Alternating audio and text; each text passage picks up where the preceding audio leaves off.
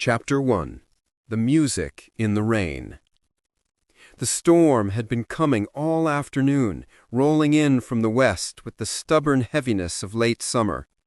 Jan Kowalski, sketchbook under his arm, hurried down Krakowskie Przedmieście, his coat already damp, the ink on his fingers bleeding faintly into his cuffs.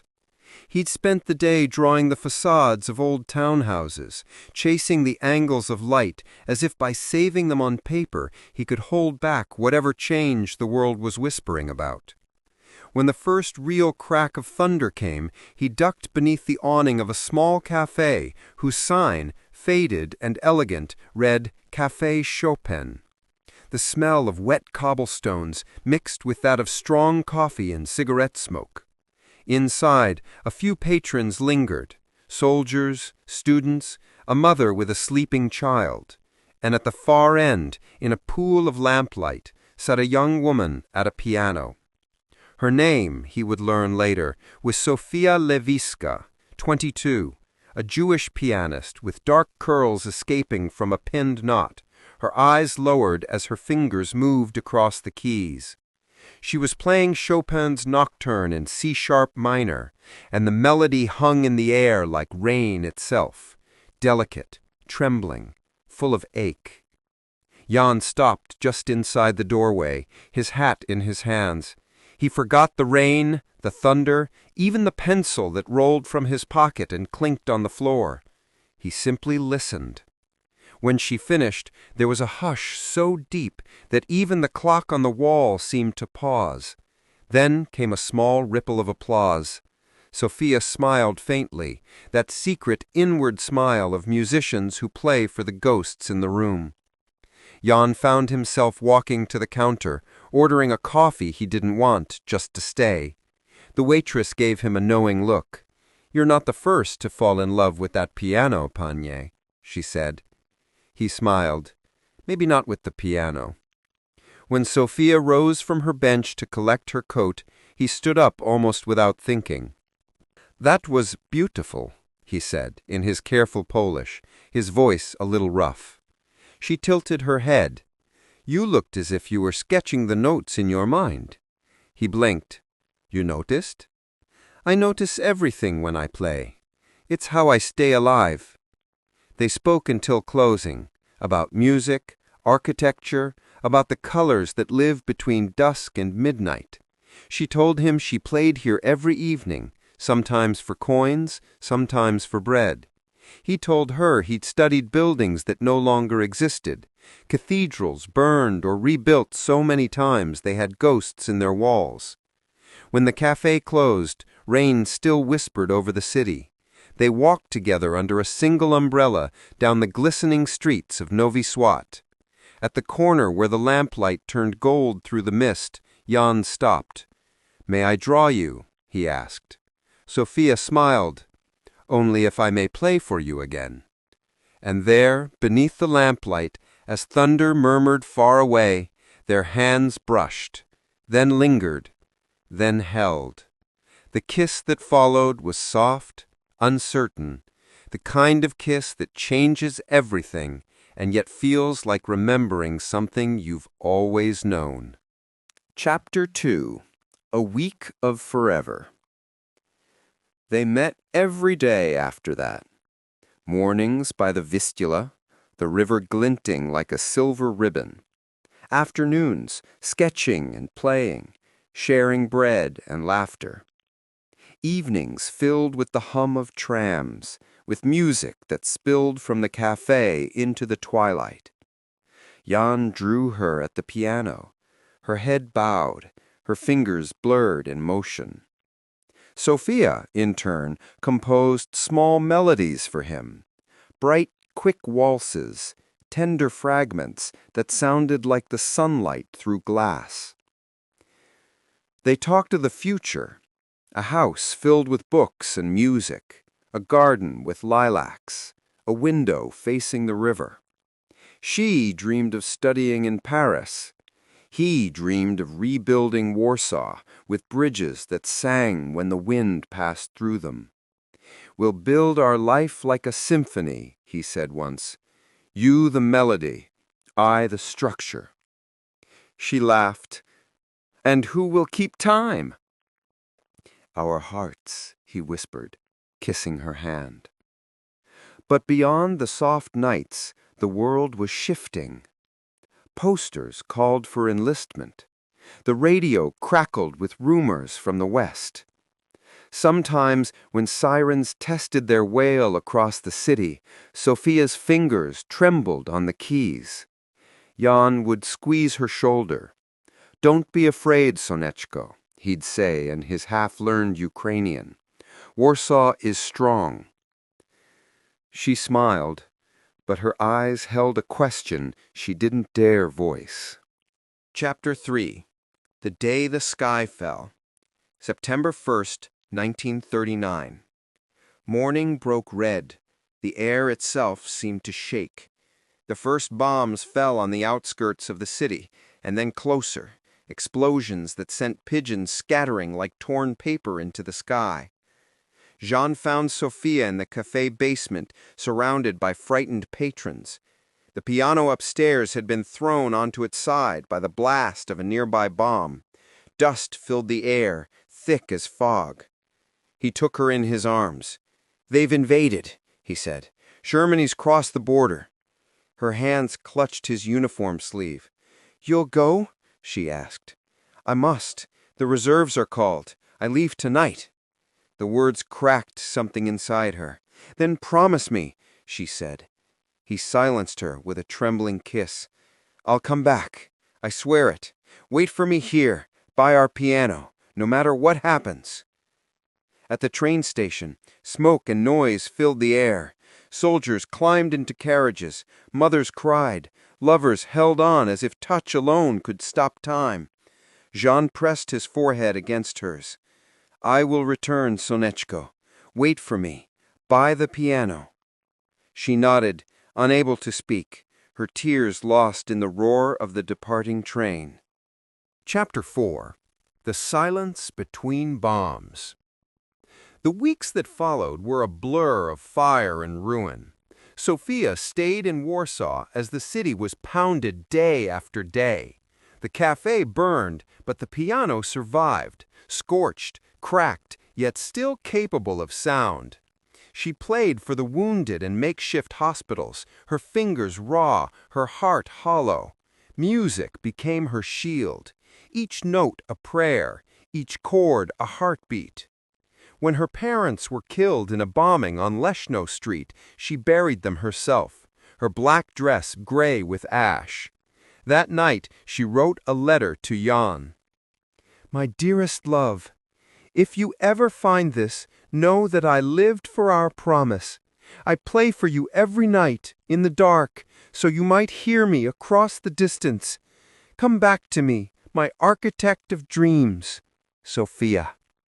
She hid the letter inside the café wall, behind the cracked plaster near the piano. In 1940, soldiers came. The Jewish quarter was sealed. Sofia was herded into the newly formed ghetto, a different world within the same city. Hunger, disease, despair, but still she found a way to play. In exchange for bread or potatoes, she gave secret concerts in cellars, her music whispering of freedom to those who had none. Sometimes, in her mind, she could still see Jan sketching in the sunlight by the river. That memory kept her alive. Chapter 5. The Architect in Darkness.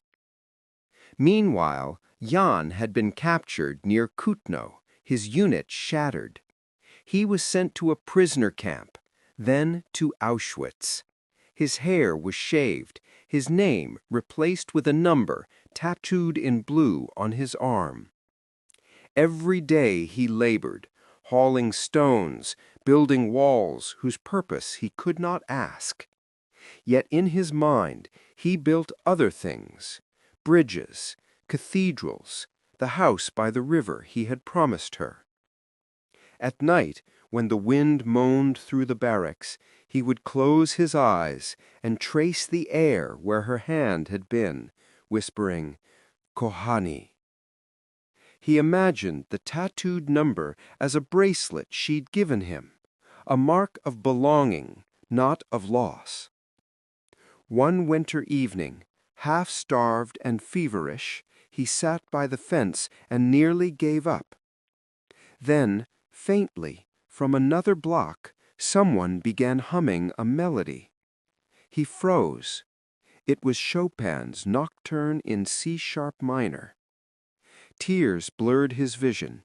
He didn't know who was humming, a prisoner, a guard, a ghost, but it was enough. That fragile thread of music pulled him back from the edge. He whispered, "Kohani, I hear you." He survived that winter and the next. Chapter 6. Fire and Shadows. In April 1943, the Warsaw ghetto rose in flames. Sofia, now gaunt and pale, joined a group of underground fighters. Through sewers and tunnels, they fought, fell, and burned. She escaped through a manhole on Prosta Street, choking on smoke and grief.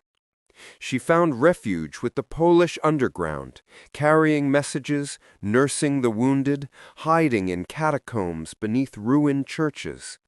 Sometimes, in the quiet hours, she found a broken piano and played with hands that trembled from hunger. The city above her was dying, but below, in the darkness, music still breathed. Chapter 7. Return to Ruins. Summer 1944. The Red Army advanced. Jan, liberated from the camp, was a ghost of a man.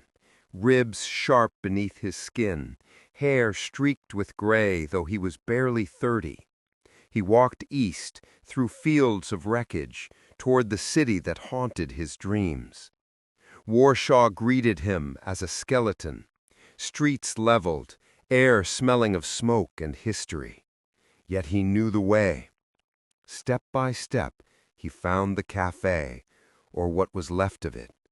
The sign was gone, the walls half collapsed. But there, against all odds, the piano still stood. He brushed the dust from its keys and sat down. His fingers shook as he played the first notes of the nocturne. A sound, faint, quick, echoed from the street. Then footsteps, stumbling over rubble. And through the gray light, Sofia appeared. She was thinner, her hair cut short, her eyes wide as she stared at him. For a moment, neither moved. Then she ran, through smoke and debris, through 6 years of silence, straight into his arms. Jan. Sofia. They wept, kissed, touched each other's faces as if afraid they might vanish again. The city around them was ruins, but for that moment, Warsaw was whole. Chapter 8. The Life They Rebuilt. They married in 1946, in a small chapel whose roof still bore bullet holes. The priest had no ring for Jan, so he took a piece of piano wire and bent it into a circle. Sofia smiled through her tears. "It's perfect," she said. "Music and steel, that's us." They rebuilt their lives slowly. Jan worked as an architect in the Reconstruction Bureau, helping to raise Warsaw from the ashes. Sofia taught piano to children in a school with no heat but endless courage. In the evenings, their small apartment filled with music and laughter.